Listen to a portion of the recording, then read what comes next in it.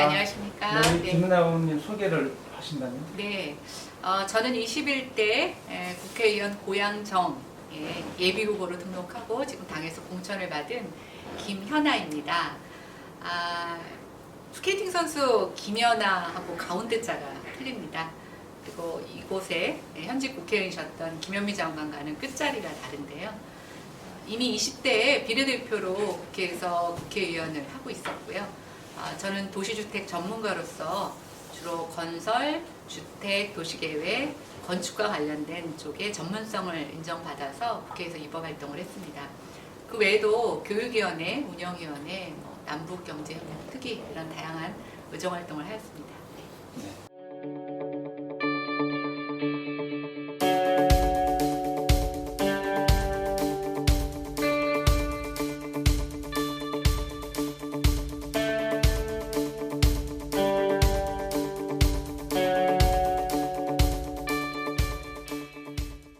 비례의원 시절에 왕성한 의정 활동을 하셨는데 네. 굳이 재선에서 지역구를 선택하신 이유가 있나요? 비례대표의 한계성도 있고 또 초선의원의 한계성도 있었습니다. 4년 동안 더 잘할 수 있었는데 이런 아쉬움이 있는 가운데 나름대로 20대 국회에서는 너무나 파란만장한 일을 겪으면서 정치에 많은 경험을 쌓게 됐는데요. 3기 신도시가 저를 또 한 번의 지역구 국회의원으로 도전하게 되는 가장 큰 씨앗이 됐다고 보여집니다. 제 전문성을 갖고 가장 일산 주민들이 반대하고 또 새로운 대안을 제시하는 3기 신도시를 맡고 또 이것과 함께 고향을 정말 살기 좋은 도시로 만들 수 있다라는 그런 자신감. 근데 거기에 일산 주민들의 열정이 더해진다면 분명히 뭔가 이뤄낼 수 있을 것 같다는 마음의 확신을 얻게 됐고요. 그래서 다시 한번 지역구 의원으로 특히 고양정, 일산 서구에서 도전하게 되었습니다. 뭐 이어지는 질문인데요. 도시계획 전문가이신데 네. 도시계획 전문가로서 일산 서구 고양정이죠. 네. 지역을 어떻게 변화시키겠다는 청사진이 있다면? 고양시 전체로 보면 인구 100만이 넘는 대도시입니다. 서울과의 접근성도 좋고요. 또 고양시 전체적으로 보면 교육 수준이라든가 또 소득 수준, 사람들의 시민의식이 굉장히 높은 도시입니다. 그런데 그런 도시의 인프라에 비해서 밖에서 봤을 때 인구 100만이 넘는 도시라고 인지하는 사람도 적고 또 이곳에서의 삶의 질은 굉장히 높지만 점점 서울이나 어떤 도심으로의 접근성이 떨어지고 주택이 점점 노후화되면서 또 주택 가격이 자산 가치가 떨어지면서 많은 사람들이 일산을 떠나고 있습니다. 교육도시로서도 굉장히 명성을 떨치던 이곳이 점점 명문 학교들도 사라지면서 예전의 명성을 많이 잃어가고 있는데요. 저는 일단 일산의 잠재력을 다시 복구하고 꺼내놓는 것 자체가 가장 큰 우선순위의 문제라고 생각이 됩니다. 그 다음부터는 이 도시는 스스로 발전할 수 있는 충분한 잠재력이 있습니다. 그렇게 선행 조건이 되려고 하면 이제 그런 부분들이 되려고 일단은 사람들이 살고 싶어하고 네. 이게 머물고 싶어하는 그런 도시여야 되는데 그런 이제 정주 조건이 좋아져야 된다는 얘기인데 근데 그런 좀 구체적으로 어떻게 이 정주 조건을 이제 혁신적으로 좋아지게 만들 것인가? 많은 주민들이 일산에서의 거주 만족도는 굉장히 높게 평가하고 계십니다. 저도 여기 와서 몇 달 살아보니까 정말 살기 좋은 도시인데요. 문제는 일자리가 여기 있지 않고 대부분 다 외부에 있기 때문에 일자로의 출퇴근 시간이 너무나 많이 걸린다는 거, 그리고 점점 그게 시간이 지날수록 그 시간이 늘어난다는 게 하나 있습니다. 예. 해결 방법은 일자리와의 출퇴근 시간을 줄이는 방법이 하나 있고요. 그거는 저는 일시적인 방법이라고 생각이 되고 일산 서구에 정말 많은 빈 땅이 있습니다. 여기에 매력적인 양질의 일자리를 바로 만들어서 일산 주민들이 굳이 서울로까지 출퇴근하지 않아도 이 지역에서 이 출퇴근을 하면 진짜 직주근접이라고 얘기하는데 직주근접을 실현하는 진짜 자족도시를 만든다면 저는 정말 일산은 두말할 것 없이 아주 매력적인 도시가 될 수 있다고 생각이 됩니다. 그래서 제가 표방하는 것은 일단은 서울로의 접근성을 높이는 교통정책, 또 고양시 안에서의 원활한 교통 흐름을 해결하는 문제 하나와 아울러서 이곳에 매력적인 일자리를 가져오는 정책인데요. 제가 일산과 고양시를 연구해서 얻은 결론은 메디시티. 그러니까 최근에 이제 제조업이나 이런 것들은 거의 기울어가고 있는 그렇죠. 산업인데요. 새로운 굴뚝 없는 공장이면서 부가가치가 높은 산업을 저는 의료 관련 서비스업이라고 보았습니다. 네. 그래서 여기 또 병원도 많고 그렇죠. 의사 출신들도 많이 사시더라고요. 그래서 의과대학, 또 의과 관련된 연구센터, 대학병원, 또 여러 가지 제약 관련 연구소, 또 제약회사, 요즘은 로봇 수술도 많이 하기 때문에 의료 관련 산업이 많이 있습니다. 그런 것들을 융합하는 메디시티를 저는 일산 서구에 유치를 하려고 하고 있고요. 그렇다면 아마 정말 일산에 많은 일자리가 생길 거라고 생각합니다. 상대당 후보가 정해졌는데요. 상대당 후보와 우리 김연아 후보와의 어떤 차별성이 네. 있다면 어떻게 생각하세요? 상대방 후보가 일산 출신도 아니시고 그분도 전략공천에서 외부로 오신 분이신데 저는 그분이 정말 지금 일산 지역에 정말 필요한 문제 해결에 적임자냐라고 봤을 때는 좀 생뚱맞다는 표현을 하고 싶습니다.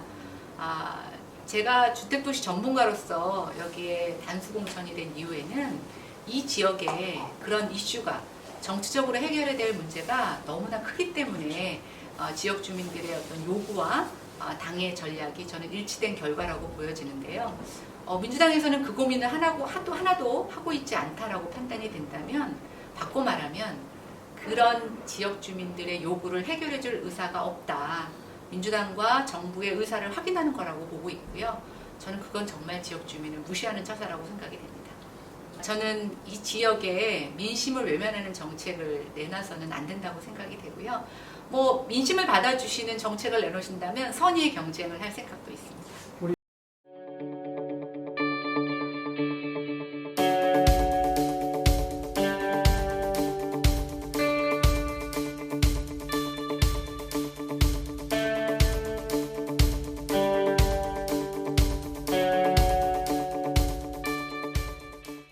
정치 쪽에 네. 어떻게 입문하게 되셨고 꿈은 언제부터 또 키우셨나요? 원래 저는 정치의 꿈은 전혀 없었습니다. 그런데 이제 대학 가기 전에 의사가 되고 싶었어요. 예, 의사와 선교사가 되고 싶었습니다. 그런데 두 가지 다 꿈을 이룰 수 없는 좌절의 좀 시기가 있었고요. 그래서 잠시 그 꿈을 잊고 살았습니다. 근데 한 20년 정도 연구원 생활을 하고 또 나름대로 인지도도 좀 높아지고 정부에 정말 다양한 자문활동을 하게 됐는데요. 그러다가 이제 비례대표로서 나서면 어떻겠냐는 제안을 받았습니다.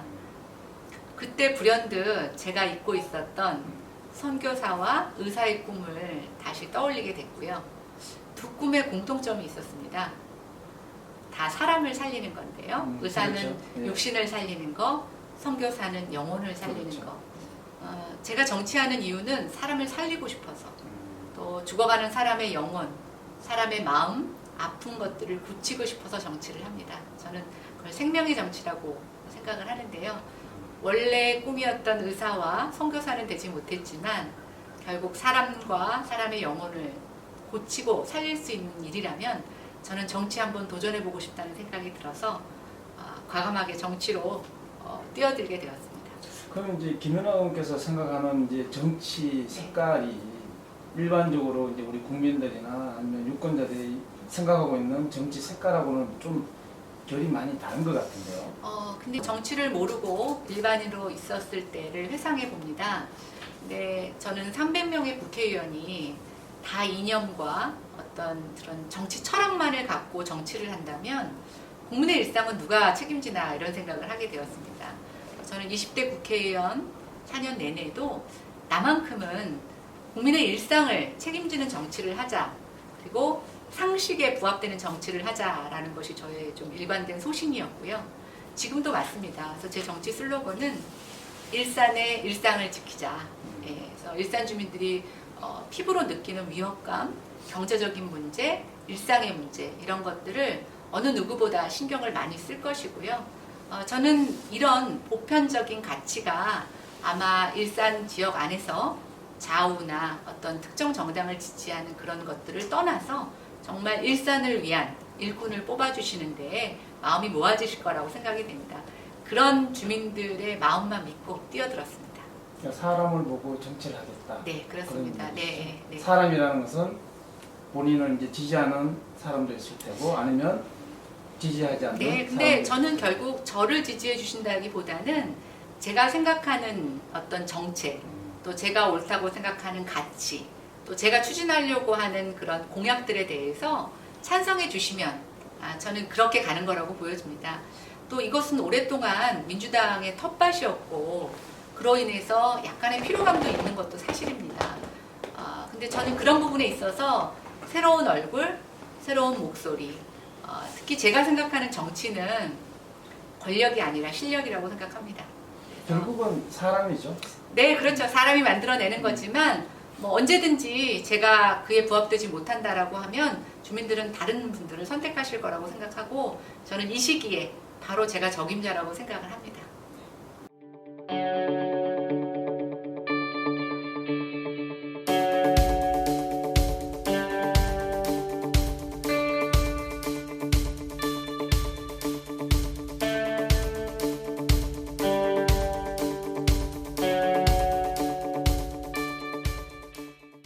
지금 이제 코로나19가 이제 발병된 이제 한 달을 넘어가고 있는데 네. 지금 이제 막 5천 명이 넘어가고 있고 그러함에도 불구하고 마스크 수급이나 아니면 이게 감염자의 관리가 안 되고 있다라는 게 국민적인 네. 어떤 이게 목소리가 많이 나오고 있습니다. 전반적으로 정부의 대응책이나 거기에 대한 이제 평가와 아울러서 우리 김연아 의원께서 만약에 어떤 그런 정책을 결정하는 자리에 있다면 어떤 정책을 펴서 코로나19의 이 방역이나 앞으로의 그 문제를 해결하실 건지. 저는 일단 문재인 정부가 코로나19의 초기 대응에는 실패했다고 생각이 됩니다. 그것을 인정하는 게 가장 우선이라고 생각이 됩니다. 국민들한테 겸손해져야 된다고 생각하는데요. 우리 국민들은 잘못된 걸 우기는 거는 용서할 수 없다고 생각합니다. 그러나 지금이라도 잘못을 인정하면 저는 국민들은 정부를 이해할 거라고 생각이 됩니다. 최근에 계속 1년에 벌어지는 확진자 증가, 또 사망자도 증가하고 있고 지금 대외적으로 80여 개가 넘는 국가에서 우리의 입국을 거절당하고 있습니다. 이건 단순히 여행객의 문제가 아니라 수출 주도의 산업으로 먹고 사는 우리나라에게 있어서는 경제의 치명타도 맞이하게 될 네. 거라고 보여지는데요. 어쨌든 빨리 수습하는 모습을 보여줘야 되는데 정부는 여전히 뒷북, 또 수습하고 변명하고 버티는 모습을 보여주고 있습니다. 너무 그게 안타깝고요. 그런데 반면 제가 희망을 보는 것은 정부는 항상 늦장이고 미적미적 거리는데 일반 의사협회라든가 민간인 자원봉사자들께서 또 일반 주민들께서 너무나 현명하게 대처해주고 계십니다. 일부 지방자치단체에서는 마스크를 직접 나눠주는 그런 좋은 선례도 보여주셨는데요. 결국 대한민국은 정부가 지키는 게 아니라 국민이 지킨다라고 하는 것을 보여주셨다고 생각이 됩니다. 저는 지금 제가 뭐 관련 상임위에 있지는 않지만 지금이라도 정부가 그런 국민들의 마음을 따라서 좀 빠르게 대한민국 국민을 가장 우선시하는 정책으로 전환된다면 이 위기를 극복할 수 있다고 생각이 됩니다. 그러나 여전히 정부는 중국 눈치 보고 총선을 의식해서 우왕좌왕하는 모습을 보이고 있는데요. 어쨌든 이 코로나의 터널을 빨리 종식시킬 수 있는 그런 여야의 단일된 어떤 마음, 결정이 필요하다고 생각됩니다.